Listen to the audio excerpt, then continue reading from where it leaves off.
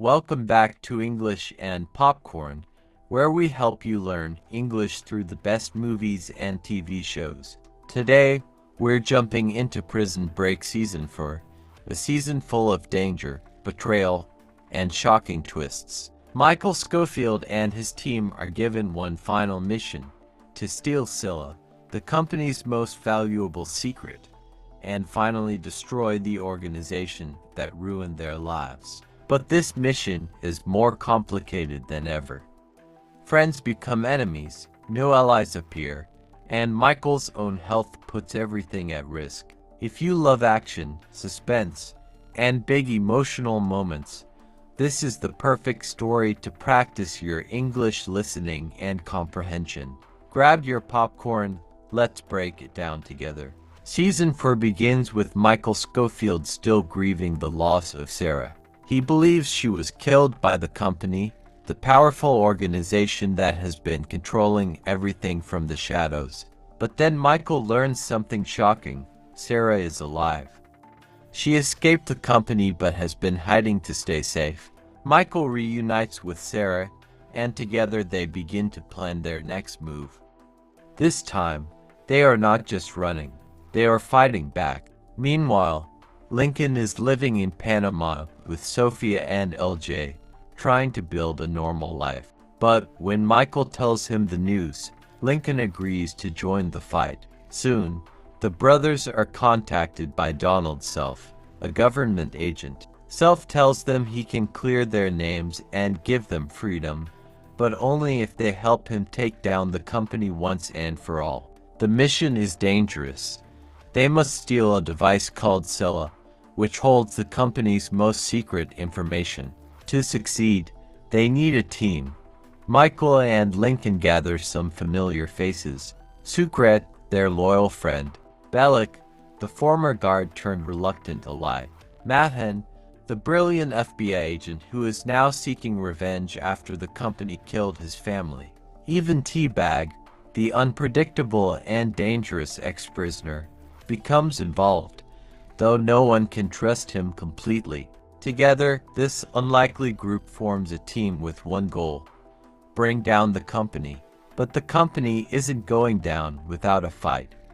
They send assassins after Michael and his team, trying to stop them at every turn.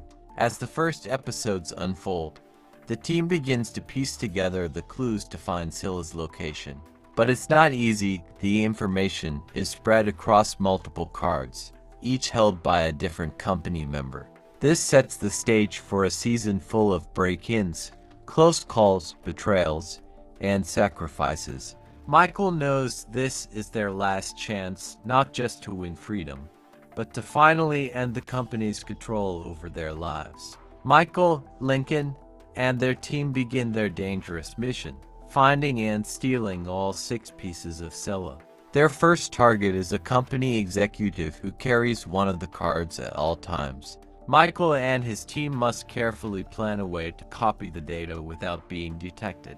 Mahan's FBI experience becomes crucial. He helps map out the man's daily routine, noting every detail of where he goes, who he meets, and how long he stays in each place. The plan is risky. Sucre and Bellic set up surveillance while Lincoln and Michael prepare the equipment to secretly scan the card. On the day of the mission, everything seems to go wrong. The executive changes his route, forcing the team to improvise. Mahan creates a distraction, allowing Michael to get close enough to capture the card's data. It's a close call. The executive almost notices him, but they succeed. With the first card copied, the team feels a small victory, but they know there are 5 more to go, each held by people even more dangerous and more protected. Meanwhile, T-Bag continues to be a wild card. After escaping to Los Angeles, he discovers the mysterious book left behind by Whistler before his death. The book contains cryptic clues, and T-Bag realizes it might be connected to Scylla. Instead of running, T-Bag decides to use the information for his own gain. He takes on a fake identity and begins infiltrating a company connected to the company, hoping to get closer to Scylla himself. Back with Michael's team, tensions rise. Mahan is still grieving his son's death and wants revenge more than anything.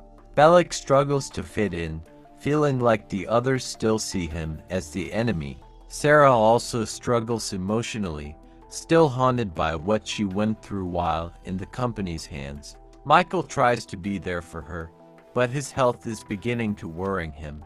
He suffers from severe headaches and nosebleeds. As they collect more cards, the missions get harder. The company becomes aware that someone is after Scylla, and they increase security.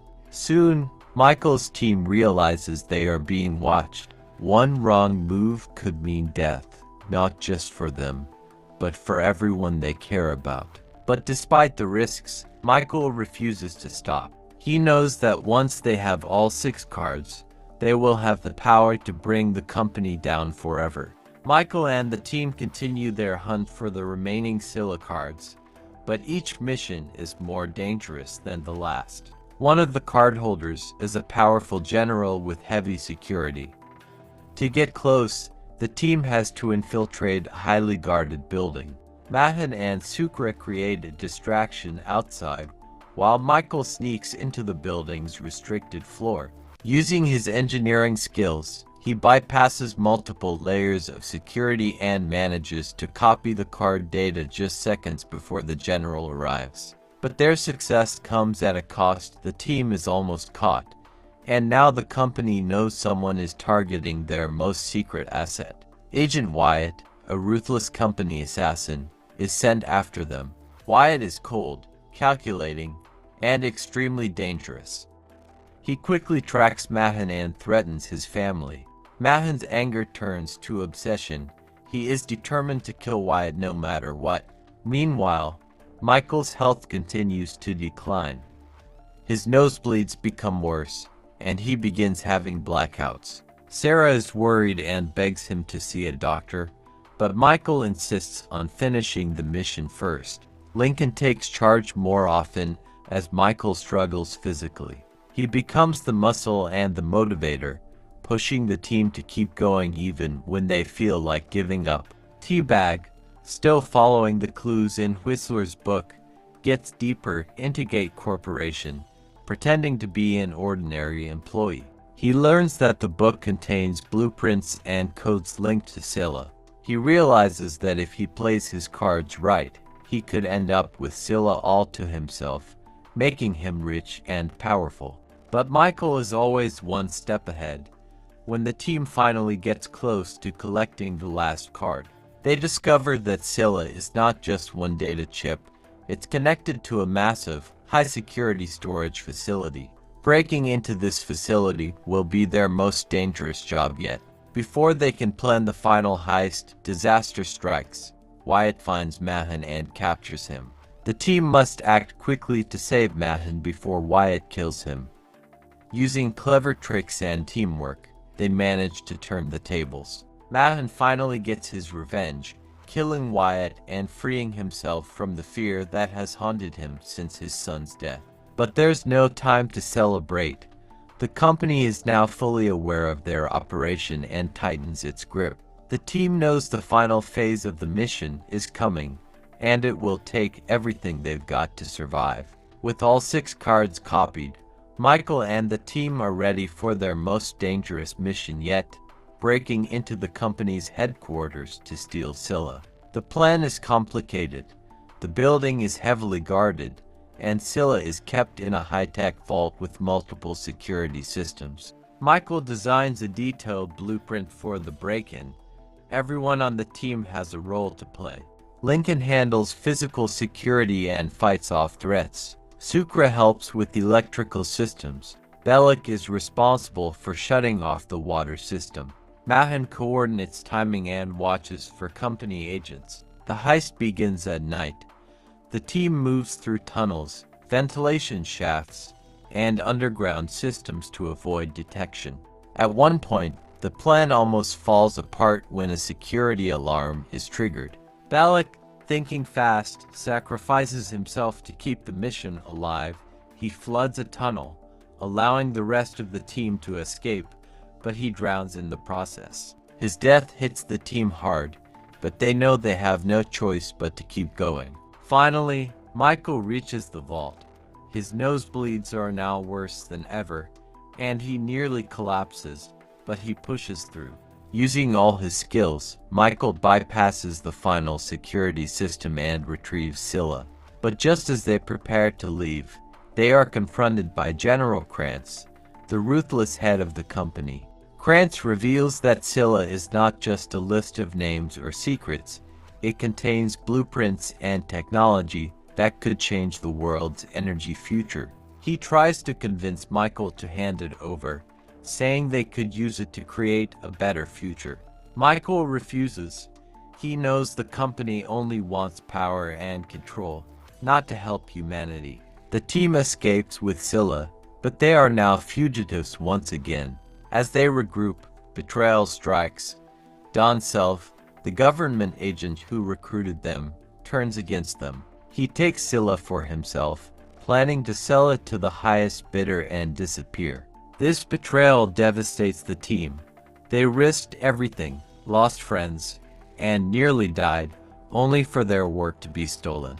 Michael, exhausted and sick, vows that they will get Scylla back and stop Self, no matter what it takes. After Don Self's betrayal, Michael and the team are furious. They risked everything to get Scylla, and now it's in the hands of a man who only wants to sell it for profit.